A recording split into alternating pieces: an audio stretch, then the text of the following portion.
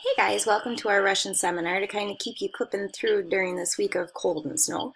Okay, remember to fill out your handout at the same time and submit it under the page that asks you to submit the handout. So today we're going to be looking at Russia, okay, specifically.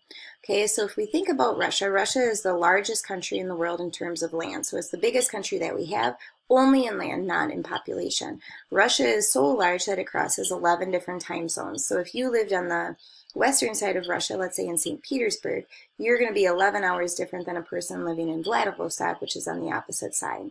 Okay, if we look at the physical features of Russia, they're mostly a flat nation, not with a lot of mountain ranges. Okay, the one notable mountain range that we do talk about are the Ural Mountains, not because of their height, but because they're the traditional boundary between the two continents of Europe and Asia. Okay, so if you live on the western side of the Ural Mountains, you're in the continent of Europe. If you're on the eastern side of the Ural Mountains, you're on the continent of Asia. Okay, so as a Russian, you could either be European or Asian. Okay, if we look across Russia, the most notable feature across the land are forests. They have the most forests in this area, and they also produce the most paper in the world. Okay, Russia, being that it's so large, has 3 different distinct regions, okay, all dependent on like the climate. Okay, so their climate is mostly subarctic to humid continental, so really cold in the north and warmer way down on the south. Okay, Russian winters are extremely harsh. Their coldest temperature in Russia ever recorded was -94. That's without the wind. Okay, so we think about like our temperatures this week, it might be -50 something with the wind. This was without. Okay, summers are there. They can reach 80 degrees, but they are pretty short. If we look across Russia, going across the latitude lines, okay, there are 3 distinct ecosystems. An ecosystem simply means that the climate you have determines what grows and what lives there. So in the north, they have a tundra ecosystem, the middle is the taiga, and the bottom is the steppe. So if we're in that tundra region, that's the northern part of Russia, is very cold. They have a layer of soil called permafrost, which is permanently frozen soil. It never thaws out during the year. Taiga is our middle region. They call it the land of the little sticks. This is where most of our forests are. It's just that their forests don't get very high because of the temperatures. This region also has the largest snowfalls, as we're looking at in this photo. The steppe region is the southern part. This is the warmest climate, which means the most agriculture is going to take place there. The soil in this region is very fertile. They call it Chernozem, which means the black earth, very rich, fertile soil. So if we spend a little time looking at these ecosystems, so that northern part is called the tundra ecosystem, we would be in the area of Siberia. Okay, so Siberia is the northern tier of Russia. Not a lot of people live there because it's cold year-round. Okay, so if we look at Siberia, they have this layer of permanently frozen soil all year. So this is called permafrost. In Siberia, permafrost can extend 5,000 feet below the surface. Okay, so this is a very different than Wisconsin. On our cold winters, our frost might extend 6 feet, and we think that's a lot. This is 5,000. Now, because of permafrost, they have to build all of their structures off the ground, because if their structures are on top of the ground, it would cause that ground to thaw, and their structures would fall over, because as soil thaws, it shifts and it moves. So all buildings are put 6 feet off the ground to maintain that really cold temperature. Now, we might say, well, why would people even want to live in Siberia if it's this cold? Okay, Siberia has a lot of resources like petroleum, also known as like oil, natural gas, silver, zinc, gold, platinum, and so forth. All of these things can make a lot of money. So people move to Siberia not to stay forever, but to make a lot of money off of these products. If we look at Russian history, which is where we spend most of our time, okay, so Russia is the largest country in the world, and we have to identify, well, how did they get so big? Okay, so Russia actually starts as a really little area around the place of Kiev. So the Kievan Rus are actually the people that started Russia, okay, but they actually started Russia in the current-day country of Ukraine, which is kind of odd. During this time, they adopt Christianity because that was being spread throughout the Roman Empire, okay, at this time. So the current religion of most people in Russia today is still Christianity. They practice Orthodox Christianity. Okay, in the 1200s, the Kievan Rus were taken down by a group called the Mongols who came from East Asia. After the Mongols was the rise of the Tsars, and the Tsars are actually very important to the size of Russia. So Tsars are simply an emperor in Russia, okay, kind of like a king or an emperor like in Egypt and so forth. So the Tsars are going to take over Russia, and the Tsars are going to be actually the people that make this area so large. So 2 great Tsars are going to be responsible for the size of Russia. So remember, great simply means that they took over a lot of land during their rule. So the first Tsar is Peter the Great. He rules from the late 1600s to the 1700s. He was not a great person, actually. He was quite cruel, but since he took over a lot of land, they call him Peter the Great. He expanded Russia to the Pacific Ocean in the east and the Baltic Sea in the west. Okay, at this time, he builds a new capital, which he correctly names after himself, as they usually did, called St. Petersburg. Today, St. Petersburg is still a city, but it's not the current capital. After Peter the Great, Catherine the Great comes along, and again, they're not, husband and wife or anything like that. She expanded Russia further to the west and gained control of Belarus, Ukraine, Poland, and so forth. So these two people actually made Russia the size that it is today, very large. Okay, so as the czars are there, and Russia is so big, we know that land equals power and wealth. So other people are going to say, well, if we can take down Russia, we would be the most powerful area in the world because we own this land. Okay, so in the 1800s, Russia's power is going to be challenged, and they're going to be challenged by this guy in this photo, who is Napoleon. Napoleon is from France. Okay, he has this grand idea that he's going to take over Russia. So he invades with 600,000 men. They catch Russia off guard. It's all going in their favor. He captured Moscow, which was not the capital at this time, and they're going to try to move to St. Petersburg to take over. Now, as the Russians fled Moscow, they're going to set fires. And we might say, well, that's kind of normal because that's typically what was done. But in Russia, this is really important because when they set fires, it's going to leave the French without shelter, food, and supplies. And then we'll think, well, they have that supply route, okay, that keeps bringing in more and more men and food and stuff, so that should be fine. The problem is when they did this, winter started. Okay, and when winter, and we just talked about that, it's really cold and it snows a lot. Okay, if we look at Russia, Russia wasn't taken down in history because of its weather, because of its geography. Okay, so when winter started and these troops don't have the supply line because it's cut off, okay, now they're not getting in food and they're not getting in warm clothes or new troops. Okay, it's going to separate them. And we said if the supply route is cut off, okay, you can't keep fighting.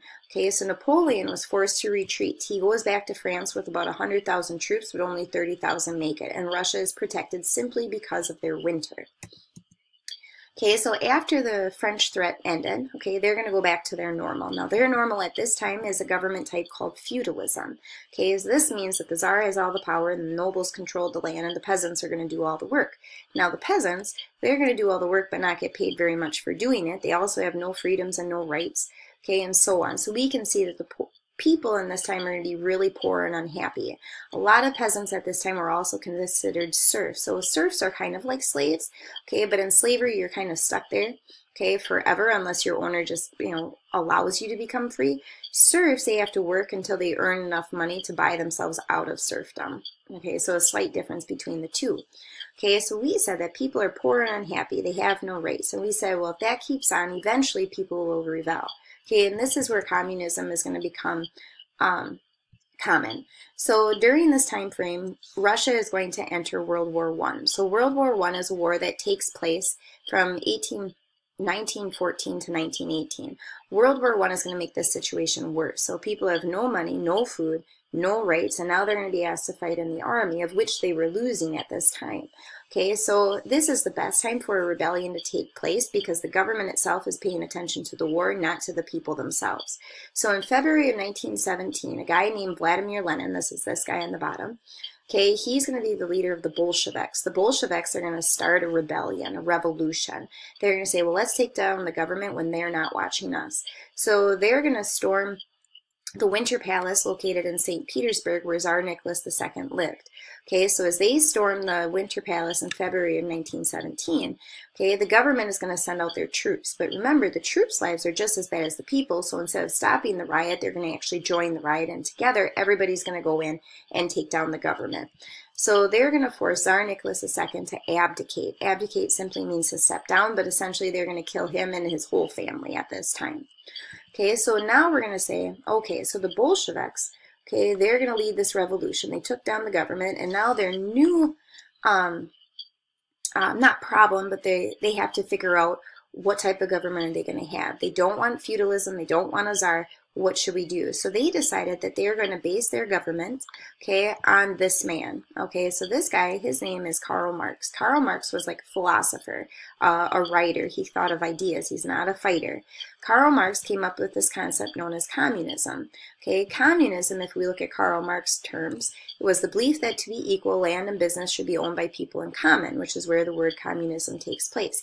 So he's going to say, well, if we all own the land, if we all own the businesses, okay, that means any profit, okay, we'll take it and we'll share it amongst the people. So if we work really hard, we should all become very, very rich. And people are going to latch onto this because they're going to say, well, that's what we want. We can work really hard. And if we work really hard, we'll make more money. Let's do communism. Let's try it out because this is going to be great. Okay, because remember, the people had nothing at this time. Okay, so Vladimir Lenin is going to become the new dictator of Russia. Russia, under the communism system, renames itself the Soviet Union, also known as the USSR. Okay, the USSR was so big that they broke each area into states that they called Soviets, very similar to what we have, except they're going to use the word Soviet instead of state. So how the Soviet system worked, they're going to function on something called a command economy. A command economy means that the government owns everything. The government controls how much is produced, what is produced, and what it's sold for. Okay, so they have full control. Okay, the people under the system had no freedoms, no choice, no land, they couldn't own anything, and so on. Okay, but remember, they're going to embrace communism because of the fact they said if they work really hard, whatever profits this business makes, we're going to turn it back and give it to the people. That was this idea. Okay, in reality, that never actually happened. Okay, so one good aspect of communism was the fact that they set really high production goals. So they are producing a lot of products, which made them very wealthy. Okay, the idea of communism, though, is very negative. So people embrace this, but soon they're going to realize that this was not a good system. Okay, they remained extremely poor. They had no freedoms. If you resisted the government, you would be arrested, sent to Siberia, executed. Many people at this time were executed because of their beliefs. A lot of religious people were targeted at this time. Agriculture under communism was very similar. So they organized farms into one big farm, okay, with the idea that if you worked really hard, the profits of your crops would go back to the people, okay, but they never did that, okay, so the farmers remained very poor, which led people not to work hard, and if you don't work hard, actually your production will eventually go down. Okay, then time is going to actually get worse because we're going to enter World War II. At this time, Lenin dies and Joseph Stalin becomes leader. We'll spend a lot of time on him during World War II, but not today.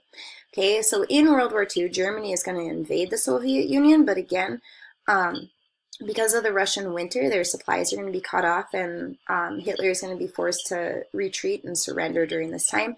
And again, Russia is saved.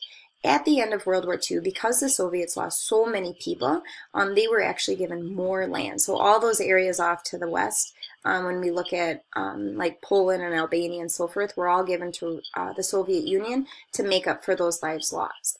Now, everything doesn't go back to normal at this time because after World War II, Russia is going to be in a Cold War, which is a non-violent war with the United States. Okay, so the Soviet Union was very strong after World War II. They had a lot of power, technology, nuclear weapons, tanks, jets, submarines, and so forth. And they had a lot of land. So they're going to say, well, we're like the #1 country. Okay, we're a superpower. The problem was the United States was also considered a superpower country too because we had all of those things. Okay, so now what happens is that we have to try to figure out, well, who is #1? Because they can't leave it as a tie because that just doesn't happen. So the Cold War comes about. The Cold War was a war, but there was no fighting between the two. Okay, this was a war over technology. Okay, the Cold War lasts from the 1950s to the 1980s. They never fought directly, but they spent a ton of money during this time period. The race for space was very common. You know, who's going to make it to the moon? Who's going to get a person up to the moon and so forth. So we're going to spend a lot of money here. Now, the Cold War impacted Russia pretty negative because they're spending a lot of money of which they didn't have because their production is going down. So in the 1980s, this guy called Mikhail Gorbachev is going to say, well, maybe communism isn't the thing. Let's promote openness and restructuring of the economy. Okay, maybe this isn't the whole thing for us. So he introduced something called glasnost, which is openness, that people could say whatever they wanted, the freedom of speech. He introduced perestroika, which is economic restructuring. So he's going to go from that command economy to kind of that capitalistic system based on supply and demand. Okay, so in the 1990s, communism is going to end. If we look at Russia today, which is always in the news, Vladimir Putin is the president. Okay, Putin made Russia a world power again, but okay, he functions more like a dictatorship than he does a democracy. Okay, and that's kind of a problem. And he's been ruling since 2000, so he's been the president for a really long time, which is somewhat shady in its own sense. Okay, if we look at I know I'm clicking here, the transportation of Russia. Okay, they mostly have railroads that crosses Russia. The longest right now is the Trans-Siberian Railroad, and their currency is the ruble. Okay, the black market is also very common at this time, and we are going to actually stop there.